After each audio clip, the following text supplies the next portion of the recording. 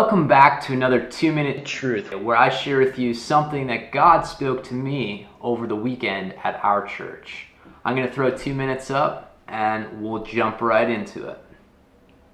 On Sunday, my pastor preached a message called Advance, and he challenged us that we should never as Christians be staying in one place, but we should always be moving forward in our relationship with him. And we looked at the story of the children of Israel in the Old Testament, and I want to share with you a portion of scripture out of the book of Isaiah, chapter 43, verse 16.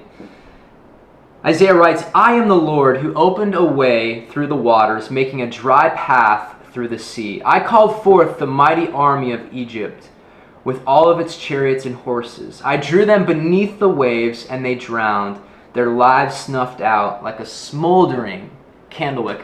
What Isaiah is showing us here, he's recalling that famous moment in history where the children of Israel had their backs against the wall and God miraculously parted the Red Sea and made a way of escape for them when they were being pursued by their enemy. And as the children of Israelites crossed that sea, the waves crashed in and around the Egyptians and consumed them. And then in the light of that miraculous moment, verse 18, he tells us, "But forget all of that, because it is nothing compared to what I am going to do.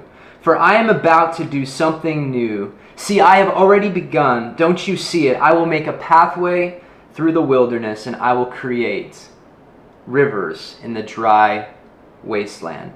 So amazing how Isaiah, in the face of that miraculous moment, he says, forget where you came from. Forget even the very miracle of your deliverance, because what lies ahead in your future is so much greater than where you came from. And I believe as Christians, we are challenged not to just stay where we're at. The moment where God changed your life, the moment where God came in and completely miraculously turned your life around, was not the finish line for you.